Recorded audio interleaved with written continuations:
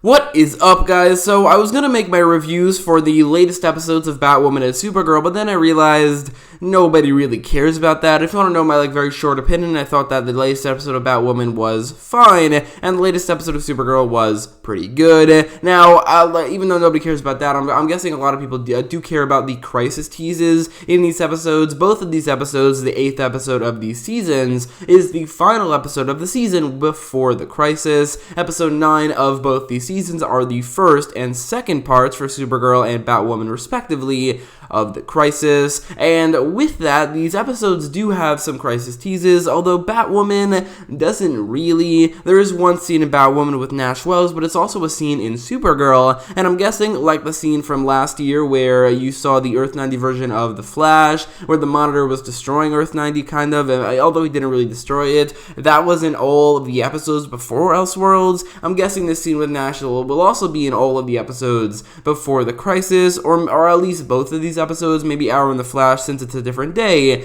have a different scene that they both have, but because of that, all of these scenes are really from Supergirl, as there isn't really anything from Batwoman, or at least there's nothing from exclusively Batwoman. But anyway, in this video, I'll be breaking down these 3 crisis teases we get in the Supergirl episode, starting with the one involving the Martian Manhunter.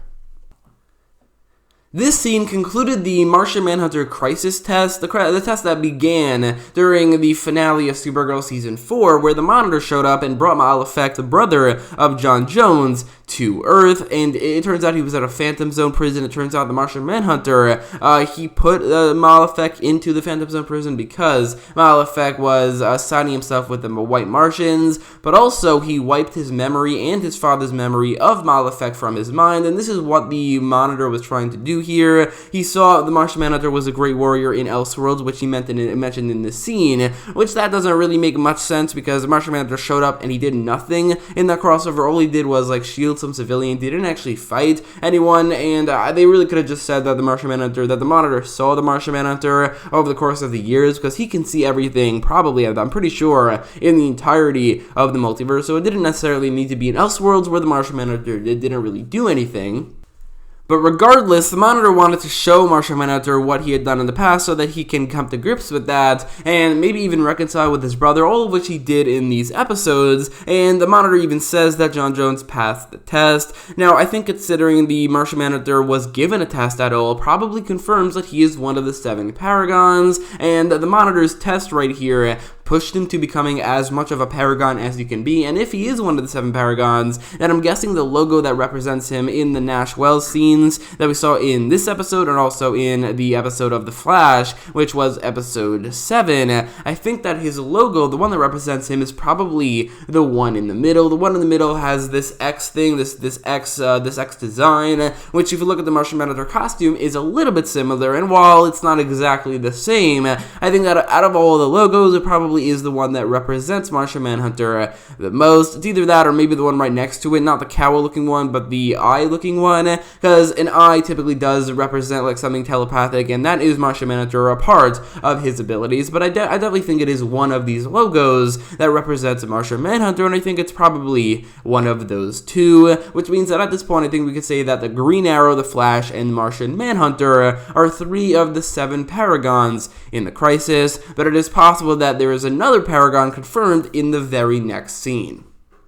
This episode basically paid off everything that the Monitor did in the ending of Season 4, as not only did he bring Malefect to Earth, but he also revived or resurrected Lex Luthor. After Lena Luthor shot him to death, the Monitor showed up, he waved his hand, and there's cosmic energy coming out of it. It was uncertain what had happened there, but considering Lex Luthor was confirmed to be back in Season 5 and in the crisis, it was pretty clear that he was reviving him and he was bringing him back to life, and in this scene, we get the payoff from that. So the Monitor goes back to his dimension, which I'm pretty sure is a place we haven't seen since the Elseworlds crossover, and even then we only got that place in one scene. It's a really, really cool looking place because it's basically just a platform in space, which is such a cool visual. But also in this scene, the Monitor approaches Lex Luthor, who's supposedly, as we could see, been here for the last couple months, and he's just been playing chess, which is such a cool concept. Lex Luthor being in this cosmic dimension, in this alternate dimension where the Monitor is from, playing chess and then winning against whoever he's playing against. It's such a Lex Luthor and Crisis event level concept that is just so cool to think about. But because this episode most likely takes place the day before the Crisis, the Monitor goes to get Lex Luthor and bring him probably back to Earth in Earth 38. And what we get here is the Monitor tells Lex Luthor that he could finally be the hero that he's always wanted to be, which is something very true for Lex Luthor, but something even truer and really represents why I love this version of Lex Luthor so much, is he says, I've always been the hero, which again is such a Lex Luthor thing to say, and it's so cool seeing John Cryer back as Lex Luthor. Definitely, I think the best thing the show has ever done is this version of Lex Luthor. He's so great, and the only thing that's different from like the comics, the only thing they get wrong here is the fact that he has a beard, and that's not really anything. It doesn't matter at all. He's probably my favorite version of Lex Luthor we've ever seen in live action, and seeing him again here is really cool, especially talking with the Monitor, which is not something we've seen before in the Monitor's dimension, and I'm definitely really excited to see him in the upcoming Crisis. I'm guessing probably maybe in all 5 episodes, and especially where he can maybe be in the same room as one of, if not definitely the Tyler Hoechlin version of Superman, because even though it's typically been one-sided at this point, the rivalry between those two could be so great. Like, we haven't seen them on screen together, but just from the Lex Luthor side of things, even without Superman on screen, the rivalry is so great. So I'm hoping we see some scenes like that in the Crisis. But one thing Lex Luthor says is that he's all in for helping the universe. He probably knows everything about the Crisis. The Monitor probably told him everything about the Crisis and the multiverse. So Lex Luthor, while he does hate Kryptonians, is absolutely a person, even a villain like he is, to help stop the destruction of the multiverse, except for maybe in his most recent storyline in the comics where he is working for the mother of the Monitor. But that's regardless. That's definitely a very different and new version of Lex Luthor. The typical Lex Luthor does not want the universe or the multiverse to be destroyed. So in here, what we see here is that he is going to help the Monitor and help save the multiverse, but he also says that he has to do something about his sister, because his sister did shoot him, and he probably either wants to get revenge or talk it out or something. But that's definitely something probably going to be resolved in the next episode of this TV show, which is the first part of Crisis on Infinite Earths. And I also think that with the Monitor going directly to Lex Luthor, saying that the multiverse will need a mind like his, maybe shows that Lex Luthor is also one of the 7 Paragons, meaning we got Green Arrow and the Flash, Martian Manhunter, and Lex Luthor. And while I don't know which one of these logos would represent Lex Luthor, really the only one I know for a fact which one it represents is the arrow, representing the Green Arrow, because, I mean, it's an arrowhead. What else would it represent? But literally everything else, all of these logos are vague enough to be about literally anybody. The Flash's cowl there looks like the Flash's cowl, but I mean the eye holes are way bigger and different from the Flash's cowl, and it may very well be Lex Luthor's helmet. Honestly, I don't know, but as of right now, I do think that the Martian Manhunter, Lex Luthor, the Flash, and Green Arrow are probably 4 of the 7 Paragons of whatever they're doing here. Maybe another one is Ryan Choi, which leaves just 2 left, which could be Supergirl and Batwoman, considering those are the other 2 main members, or the other 2 main characters in these TV shows, or the main 4 TV shows now, which I guess Legends of Tomorrow isn't one of them. But anyway, those are possibly the 7 Paragons, but as of right now, I could say for a fact the Flash, Green Arrow, Martian Manhunter, Lex Luthor, and probably Ryan Choi are 5 of them.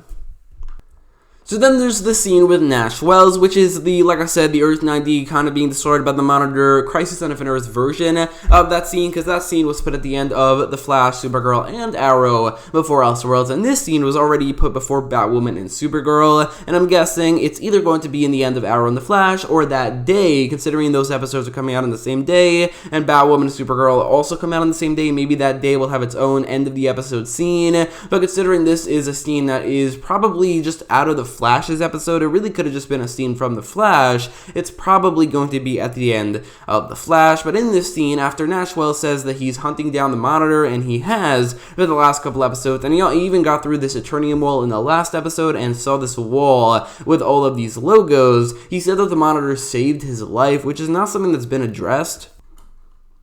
The last thing we saw with Nash is that he found this, he took down the Eternium wall and he found this other wall with all of these logos, and that's all we've gotten so far. But now he's saying that the Monitor saved his life, which is not something that's been addressed yet. I'm guessing it's maybe from the next episode of The Flash, which is coming out tomorrow. But if so, why did they put this scene at the end of Batwoman and Supergirl? We don't know the full context of what happened yet until we see The Flash. So it's really weird that they put this here. They probably could have come up with a better scene to put here, maybe like a different scene for each episode, which Supergirl already had 2 scenes with the Monitor for Crisis. Batwoman didn't have anything, but the season hasn't had anything so far anyway. So this scene right here, it's a little bit unusual to put at the end of Batwoman and Supergirl when it really is just a scene from The Flash. We don't know the full context for it yet. So that was a little bit unusual in my opinion, but it doesn't take away from how cool this scene actually is, and probably means that Nash Wells is Pariah.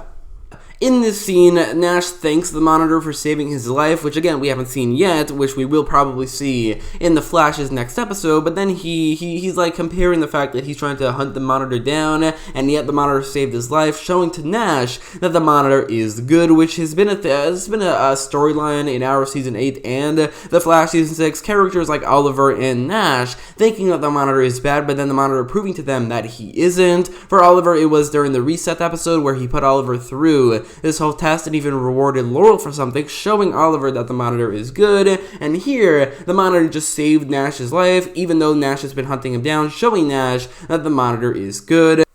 But anyway, as Nash thanks the Monitor for saving his life, or contemplates the fact that the Monitor did, the Monitor tells Nash to accept his fate and begin his life anew. And as he does this, Nash touches the 7 Paragons logos. The door opens and this big light glows around him. This is a very mysterious scene. We don't really know what happened here, and we don't even know if this is the Monitor. It could have very well been the Anti-Monitor, but this is most likely Nash becoming Pariah. Now in the comics, Pariah's name is Kelmosa, and he's a character who kind of inadvertently started the Crisis, but then it was revealed that it wasn't really him who did this. But after thinking that he started the Crisis, he was cursed to spend his immortal life going from universe to universe right before they are destroyed. But this was obviously finally broken once the Crisis ended, and he was stuck on the new Earth. But anyway, even though Nash has a different name, has a very different storyline, and is definitely, it doesn't seem like irresponsible or even seemingly responsible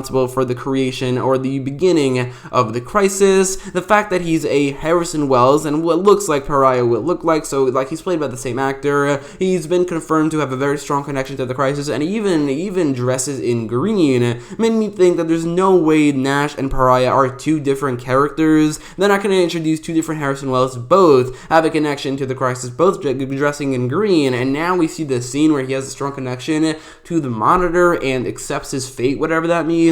I definitely think that this means that he probably is Pariah, and he became Pariah here. He's getting the costume, becoming immortal maybe, and will go by the name Pariah from here on out, and that's what we're seeing in this scene, most likely. But anyway, those are my thoughts on all 3 of the Crisis teases from the end of the pre-Crisis episode of Supergirl, and I guess also from Batwoman. But let me know your thoughts on all these clips, and let me know your thought on the Martian Manhunter storyline, the Lex Luthor scene brought in to the Crisis in that way, and also, what do you think is going on with Nash, and is he Pariah? Let me know your thoughts, and if you like this video, make sure to leave a like, share, and subscribe. Maybe check out more of my Crisis videos, and thanks for watching.